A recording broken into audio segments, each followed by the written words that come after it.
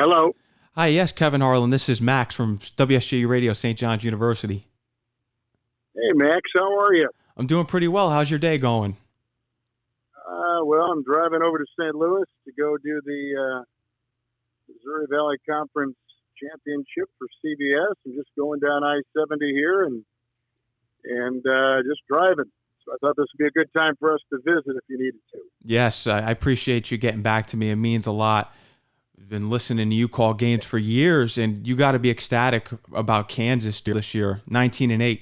Yeah, I am. I'm glad. I think had they not ended the season so abruptly last year, that they would have been a number one seed, and they would have really had a chance to do something. And then it all ended, and then they were just kind of left with nothing. And then they're on, I think, a watch list right now by the NCAA, and they're being investigated, and that's hurt their recruiting, and that's a whole other story. But they're surviving. They I think will get in the tournament, and they'll be probably a 3 or 4 seed, and they're kind of picking up their pace here late in the season. I think they'll be in pretty good shape. How is St. John's doing, by the way? St. John's they're not doing as well as Kansas is. But however, they did beat Providence the other night, and they do play Seton Hall tomorrow night. Good. Now, are you doing anything with them? Are you doing any of their games or anything? No, I'm actually not in the play-by-play. I'm actually just a radio host up here. I'm one of the top guys up here. Oh, great. Yeah. Good for you. Good for you. You know, so many kids that I talk to all want to be in play-by-play, and just talking to a kid in Texas who clearly is not a play-by-play guy, but I think has a lot of possibility to be a host. And that can be actually as, if not more, fulfilling than being a play-by-play guy. So but I think everyone kind of gets in. I don't know if you're the same way, but everyone kind of wants to get in the business to be a play-by-play. And there's so many other great different avenues they can take. And I'm trying to get this young man, and he's at the University of Texas, who's been communicating the last couple of months to take a look at that, and I think maybe I finally got through to him. So I'm finally glad to talk to a young up and comer who like yourself is interested in that side of it, because I do think that is a terrific way to go, and just opens you up for so many different possibilities.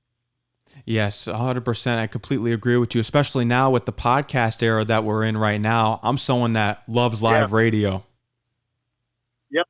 Good for you. Good for you. Are you a senior now at St. John's? Yes, I'm currently a senior. Good for you. Good for you. Are you from the area? Yes, I'm from Connecticut originally. Great. Well, it's a terrific school in the city and the media market in the country. And I'd be surprised if people that are in the business haven't heard your work. And graduate this spring. Or you where are you in terms of graduation? Unfortunately, I'm good. Well, fortunately, I will be graduating in May, but unfortunately, I won't be walking. That's a disappointment to me because of COVID-19. It's something that I wanted to experience my whole life, was walking and receiving my diploma on that stage in college. And it was heartbreaking to hear I won't be doing that.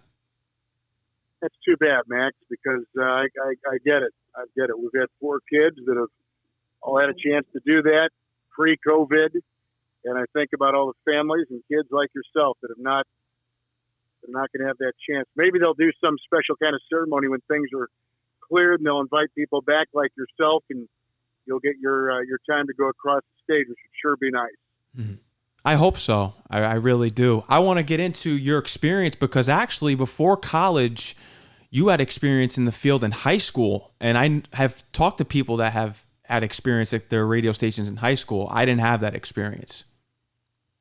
Yeah, we did. I went to a all-boys Catholic school in Green Bay, and it was a 10-watt radio station, so it probably only carried about 5-6 miles, but it was run by the students, and it was then overseen by members of the faculty that took that as their outside teaching role. and had to at that time. I'm going back now to the mid '70s. You had to get a license, an FCC license, to be on the air. And there were only, I think, like 5 different offices around the country that were FCC federal license locations. So one was in Chicago. I remember as a 16-year-old getting my license and driving down there with 2 other guys and took the test and drove back to Green Bay. It was about a 4.5-hour each-way drive, and how eye-opening that was to drive in a big city and then go to this big building and take this test and hope you passed. And if you did, then you could get on the air. But you had to be 15, I think, at the time to get a license. Of course, you don't need that now, but it was all part of the process and very natural to us then.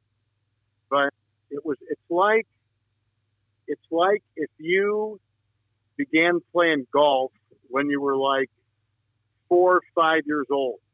And like anything, the earlier you, like in the arts, like if you sing earlier, if you play golf, if you learn to shoot a basketball, if you learn to paint, like any of that kind of stuff, the earlier you start, the better off you are.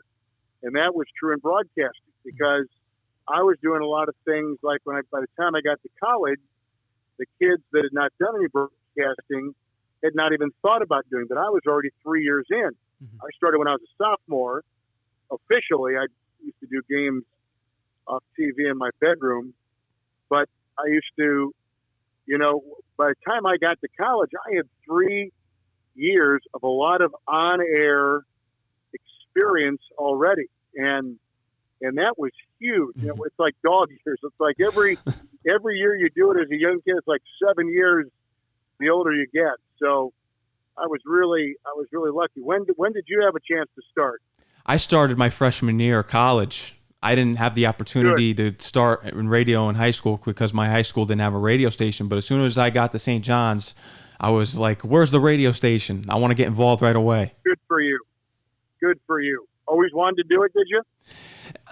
Actually, radio was something that I always was interested in. I didn't realize I wanted to do it until I started going on with my shows my freshman year, and I decided then this is what I want to do. Growing up, I listened to Mike and the Mad Dog every day, listened to all the hip-hop stations, all these stations. It's rare to find someone, again, in college that is deep into the radio side. Everybody has gone into, doing games on the internet that have TV cameras and are doing a TV call, so they never develop their voice. I always say, you do radio, and like you, a talk show, hosting, you can do anything. Because you can think off the top of your head. You have a voice that's pleasant to listen to. The cadence and the rhythm that are involved. And I just think that is just irreplaceable. I think that's how everybody should begin in this business, is begin with radio and a lot of it, because you can carry that so well. Whereas if you start in TV, you're not used to being, descriptive and thinking about voice. You're not thinking necessarily about presentation. You're thinking about the picture and getting in graphics and all this other stuff that has nothing to do with you. Mm-hmm. It's all about the telecast. If you develop your voice, the ability to think on the go on your feet, then I think it just sets you up so much better for the business. You're absolutely right. And what did it mean to you to call Super Bowl 45 when the Packers defeated the Steelers? Because your father was affiliated with the Packers, Bob Harlan. Yeah, no, it was huge. Yeah, it was huge. He had actually been involved in 2 different Super Bowl eras with Green Bay. He had hired Ron Wolf and Mike Holmgren and had to okay the trade for Brett Favre back in the early 90s. And, of course, they went to the Super Bowl and made it in 96 and won. And then they kind of started all over once those guys had left and hired Mike McCarthy and hired Ted Thompson, and then was in the room and they took a chance and drafted Aaron Rodgers and had to okay that trade too. So that was, it's rare to find in pro sports, and he was acting as the president because Green Bay is owned by the city, so the president is the de facto owner. But he had to reconstruct the team twice in the front office, and was a part of two different Super Bowl champions. So it was pretty special. That was the first of 11 straight Super Bowls that I did, and that was certainly about as memorable as any, just because he was on the podium and was a part of the success. He had just retired a couple years prior to that, but was then still is chairman emeritus. So he's been a part of the organization, but he's very proud of those two accomplishments for sure. That was just an amazing experience for you, and I'm sure your father was very proud.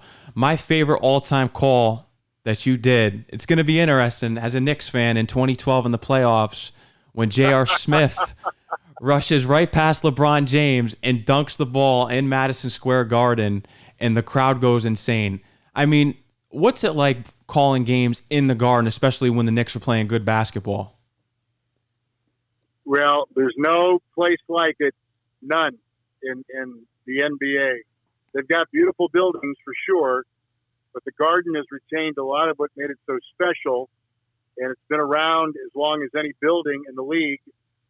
It's got tremendous history, and it's in the mecca of basketball. I mean, New York is the center. The league is always better when the Knicks are playing well.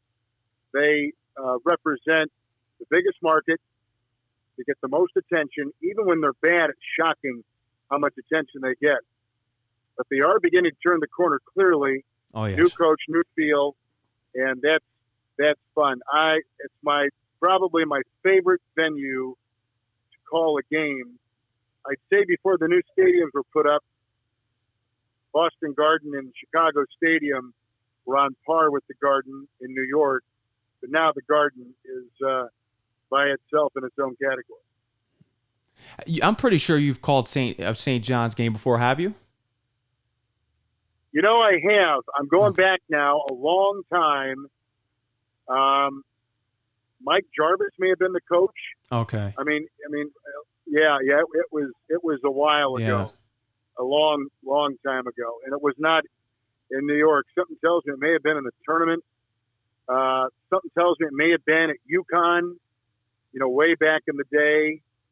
In fact, I think it was. The more I'm talking about it, I think it was at UConn. Mm-hmm. And so that was a long time ago. But the more I think about it, I've done, but just the one St. John's game. Mm-hmm. And your daughter has also gotten involved with broadcasting as a sideline reporter. What's that mean to you as your daughter following in your footsteps and creating her own lane? I told her not to get involved in broadcasting. I said it was hard. It's so difficult because of, just the difficulty of the business unto itself. And then as a female, you're judged differently than a man is. They look at your earrings and lipstick color and what's your hair look like and your clothing. Well, they never even think of that stuff for a guy. So you have like a whole other layer of scrutiny on you that's very tough to get around. And then you throw on social media. It's very difficult. But what I was most proud of, Max, is that when she was at the University of Georgia, which is a terrific journalism school, mm-hmm. I kind of outlined before she went what I thought she had to do, since I knew that she was serious about the business. And she did it. She had long nights, and in the editing bay until the wee hours of the morning, gave up a lot of the social activities that is so much a part of college life. She was in a sorority and enjoyed all those things, but really was dedicated to the business and covered all the non-revenue sports like equestrian and wrestling and women's softball and like all the sports that were not the glamour sports. Now, because she did that, they also said, she hosted their Saturday morning game day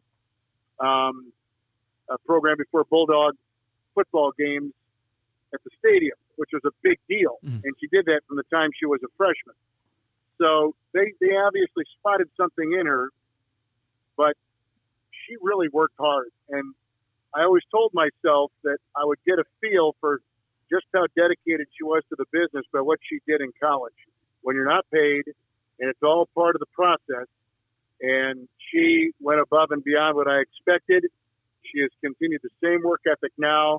I'm so proud of the worker she is and what she's done, and how in a very difficult time for a lot of young broadcasters, she's been able to still keep things kind of glued together, and which has been hard to do for so many. So very proud of her. I knew she'd be a success. I never dreamt it would be at this level, but she's done a great job, and she's such a hard worker. I'm so proud of her for that, maybe alone. And congrats to her. Kevin Harlan, is there anything else you would love to tell the audience here? Any advice that you would give to the play-by-play announcers? Because I'm sure they'd be delighted to hear what you had to tell them.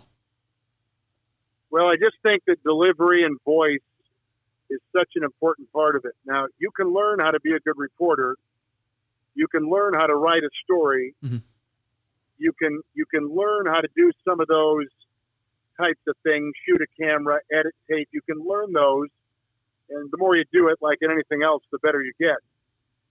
But the voice is something that comes from you. And delivery, which involves pace and resonance and diction and tempo and periods and breath and like all of these things, is so important. And it's very difficult to learn because it comes from your own skill set. Now, you can learn and you can be trained, Mm-hmm. but it's still a very difficult process and can be lengthy. So the earlier you start working on voice, and I always say, find some voices that you love to listen to, and not mimic, but listen to their voice in delivery. Take 10 seconds, 20 seconds to them, and then take 10, 20 seconds of you and play them over and over back to back, and listen to the difference in the way they do it and the way you do it. It can serve as a roadmap. You don't have to reinvent the wheel, but you can get a map on how to develop your voice and how the experts and the pros do it. Two people I suggest for people to listen to if you're a male or female. Dan Schulman. I think Dan Schulman right now has the best voice in sports. Mm-hmm. And the best female voice I've heard has been Megyn Kelly. I think Megyn Kelly's voice is outstanding. Mm-hmm. Now, listen, we have a business with a myriad of voices that sound different, none sound alike, and that's great.